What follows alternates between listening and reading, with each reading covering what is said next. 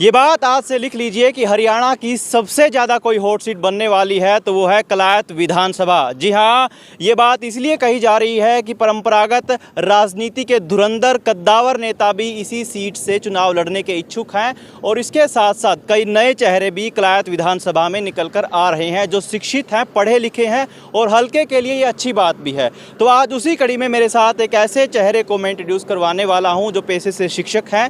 किसान आंदोलन में उन्होंने सक्रिय भूमिका निभाई, बाकायदा 1 या 2 साल से मीडिया से गैप भी बनाए रखा। वो किस कारण रहा वो भी आपको बताएंगे, लेकिन पहले परिचय करवा देते हैं। सोहन पुनिया जी मेरे साथ हैं, पेशे से शिक्षक हैं, फिजिक्स टीचर हैं और किसान आंदोलन में बेहद सक्रिय भूमिका निभाने वाले रहे हैं। सर बहुत बहुत स्वागत है आपका। सबसे पहले तो बैग न्यूज़ के सभी दर्शकों को मेरा नमस्कार जी। मैं सबसे पहले यही जानना चाहता हूं आपसे कि जो ये गैप रहा किसान आंदोलन के दौरान, चलिए वो बाद की बात है, लेकिन अभी फ़िलहाल आप क्या कर रहे हैं, बायोग्राफिकली आप क्या करने के इच्छुक हैं, और अगर मैं ये चाहूँ कि आप कलायत से प्रत्याशी हैं तो क्या करने के इच्छुक हैं वो भी। ऐसा है, हमने तो इस रक्षाबंधन के अवसर पर कलायत हल्के को राखी बांध करके ये संकल्प किया कि इस इलाके की, इस सूबे की, इस क्षेत्र के लोगों का विकास करना है और इस क्षेत्र को आगे लेकर के जाना है, क्योंकि कलायत हल्का काफ़ी समय से पीछे जा रहा है, शिक्षा के क्षेत्र में भी, स्वास्थ्य के क्षेत्र में भी। तो हम चाहते हैं कि अपने इस इलाके को आगे लेकर के जाएं और इसलिए बिना राजनीति के मेरे ख्याल से अपने इलाके को, अपने सूबे को आगे नहीं लेकर जाया जा सकता। इसलिए राजनीति में आने का तो फैसला अब हमने कर लिया है। ये बताइए कितना पढ़े लिखे हैं सोहन जी आप? अगर आप मेरी क्वालिफिकेशन की बात करें तो BSc, BEd, MEd, MSc physics और परस्यूइंग पीएचडी हूँ मैं। एस्टेट, सीटेट और पीटेट क्वालिफाइड हूँ।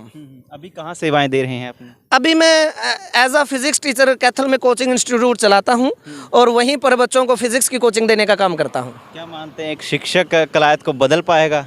शिक्षक तो आप मान करके चलिए पूरे राष्ट्र को बदलने का काम करता है, तो कलायत को बदलने का काम जरूर कर पाएगा एक शिक्षक।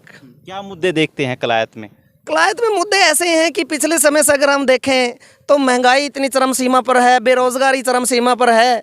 तो इतनी महंगाई में और महंगाई इतनी चरम सीमा पे है तो एक आम अगर शिक्षक की बात भी आप ले लीजिए, एक प्राइवेट शिक्षक की अगर बात कीजिए तो पिछले कुछ समय से लेकर के अब तक एक प्राइवेट शिक्षक की वही सैलरी है, उसी सैलरी से वो अपना काम चला रहा है। जब तक इस इलाके के लोग अपना खर्चा, घर का खर्चा ठीक से नहीं चला पाएंगे तो क्या वो अपने राष्ट्र के, अपने देश के हित के बारे में सोच पाएंगे? तो मेन काम ये रहेगा कि अपने इलाके की, अपने सूबे के लोगों की इनकम को किस तरीके से बढ़ाया जाए, उनकी इनकम को कैसे बढ़ाया जाए ताकि लोग अपना खर्चा चलाने के बाद देश हित में, राष्ट्र हित में भी सोच सकें।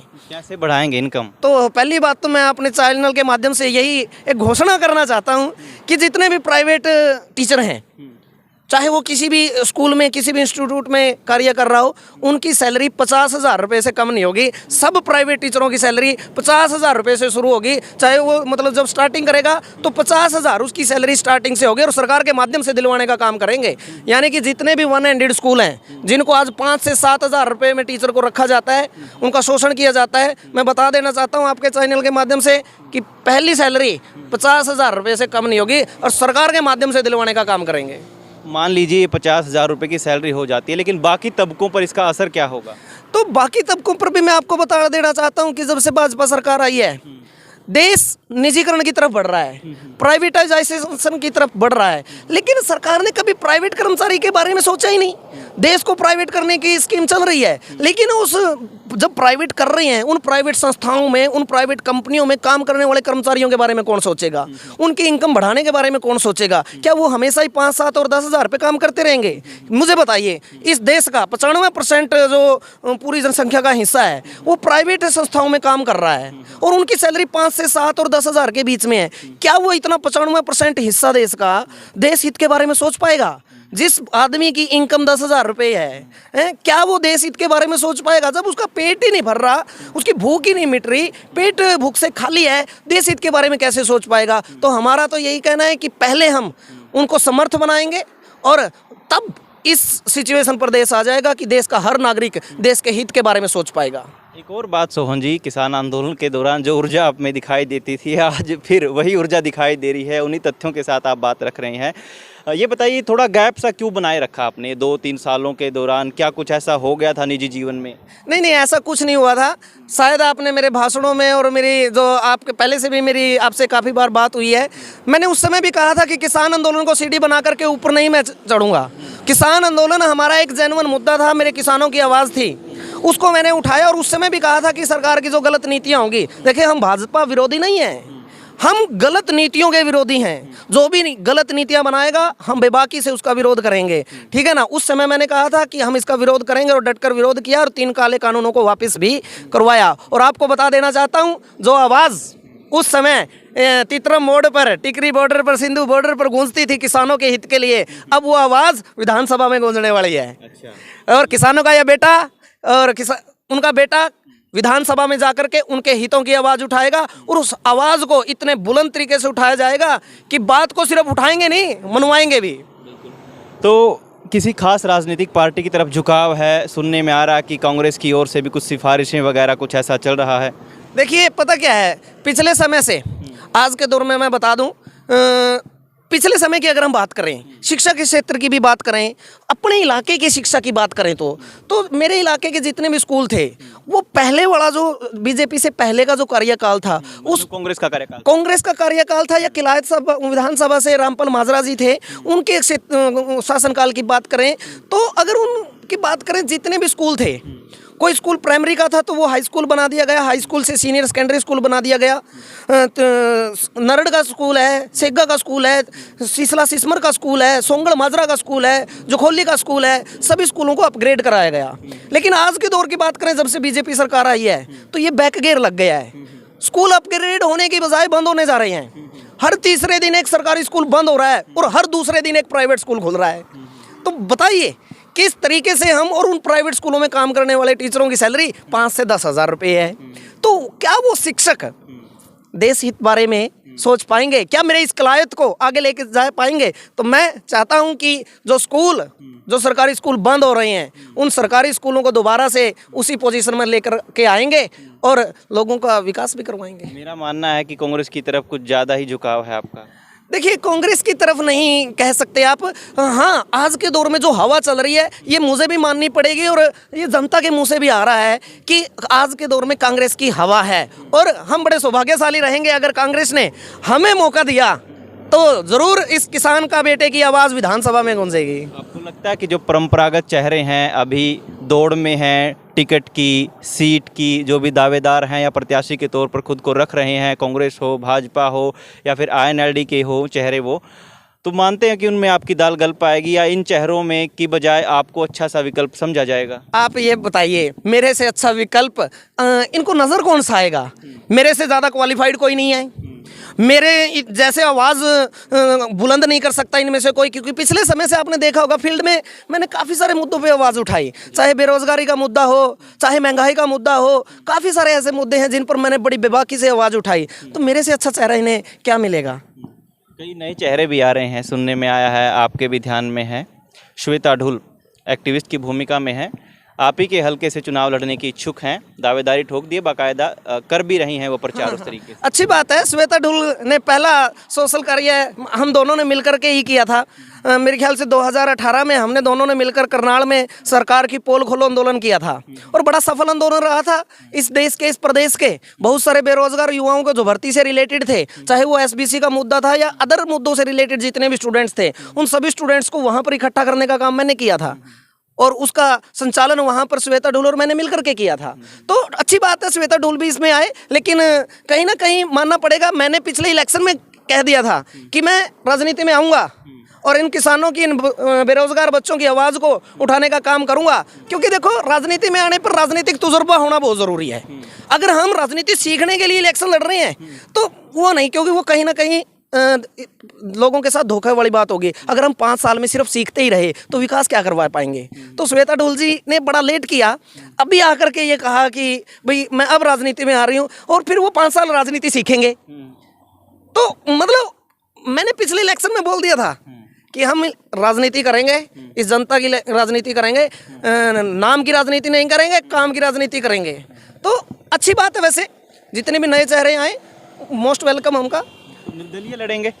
देखिए, पहली चॉइस तो रहेगी कि हम कांग्रेस पार्टी से ही लड़ें, और अगर ऐसा रहा कि कांग्रेस पार्टी ने देखा कि हो सकता है किसी और उम्मीदवार को वो दे, लेकिन अगर हमें मौका देते हैं तो हम चुनाव जरूर लड़ेंगे। हाँ, भाजपा विरोधी हम एट प्रेजेंट हैं, क्योंकि भाजपा कांग्रेस की विरोधी, किसानों की विरोधी हो चुकी है, और किसान मुझे मेरी जान से प्यारे हैं। किसानों के लिए हम अपनी जान भी दे सकते हैं। इसलिए अब की बार अगर हमें ये लगा कि हमारे खड़े होने से किसी भाजपा वाले को प्रॉफिट हो रहा है, तो उस केस में हम अपने पांव पीछे खींच सकते हैं। नहीं तो आपको बता दिया, अब की बार मतलब राजनीति में हमने खुल के कदम रख दिया है। अगर भाजपा ही टिकट ऑफर करे तो? ना ना ना ना ना, भाजपा टिकट ऑफर करेगी ऐसा हो नहीं सकता, क्योंकि पिछले 2017 से लेकर के अब तक जितनी भी भाजपा की गलत नीतियां थी, उन सभी नीतियों का सबको पता है कि सोहन पुनिया ने बड़ा डटकर विरोध किया है, और जिसके खिलाफ विरोध किया है वो हमें ही स्वागत के लिए क्यों बुलाएंगे। तो कांग्रेस की तरफ हाँ आस्था है, ये बात छिपी नहीं। लेकिन इसके अलावा एक और चीज़ मैं आपसे पूछना चाहता हूँ। इलाके में अभी कैबिनेट स्तर के मंत्री पद भी दिया हुआ है, बाकायदा राज्य मंत्री कमलेश ढांडा है। उनके होते हुए कलायत में कौन से काम नहीं हो पा रहे जिनको मानते हैं आप तवज्जो देंगे? देखिए, मैं आपको ये बता ही रहा हूँ कि कमलेश जी राज्य मंत्री हैं। मंत्री होने के नाते हम सोच रहे थे, हमने भी एक्सपेक्टेशंस रखी थी कि भी अब की बार तो कलायत को मंत्री पद मिला है और कलायत आगे जाने का काम करेगा, कलायत की समस्याओं को उठाया जाएगा। लेकिन अब तक का कार्यकाल आप देख लीजिए, मेरे ख्याल से एक दिन भी ऐसा नहीं आया विधानसभा में जब हमारे खड़े होकर हमारे राज्य मंत्री ने इस इलाके की, सूबे की समस्याओं को उठाया हो। जब तक आप समस्या को बता नहीं पाओगे, तब तक आपकी समस्या सोल्व कैसे होंगी। कलायत जहां 5 साल पहले था, आज भी कलायत वही है।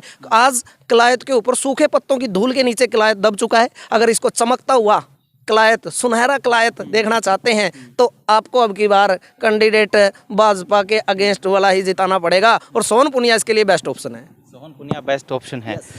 तो एजुकेशन का मुद्दा आप उठा रहे हैं लगातार, और कलायत में ऐसा कौन सा मुद्दा देखते हैं जो वाकई बड़ा है या जनता के सरोकार से जुड़ा है? देखिए, कलायत में ग्रामीण क्षेत्र ज़्यादा है, और ग्रामीण क्षेत्र है तो सीधी सी बात है, कृषि से जुड़े काफ़ी सारे मुद्दे हैं। समय आता है, बारिश आती है, बाढ़ आती है, फसल खराब हो जाती है, किसी प्रकार का कोई मुआवजा देने का काम नहीं किया जाता। तो अगर आप किसानों की सुध नहीं लोगे, आप अपने ग्रामीण क्षेत्र की सुध नहीं लोगे, तो कैसे हो पाएगा। तो किसानी को तवज्जो दी जाएगी, किसानों की फसल का बड़ी अच्छे दामों पर उनका उस समय एक्टिव होना होता है, जिस समय फसल तैयार होकर के मंडी में आती है। उस समय अपना जो प्रतिनिधि होता है, अगर उसका साथ जनता के साथ हो तो वो बड़ा ही फायदेमंद रहता है। अब की बार भी आपने देखा, लोगों की फसल ऐसे ही मंडी में रुलती फिरी, बारिश हो गई, बह गई फसल।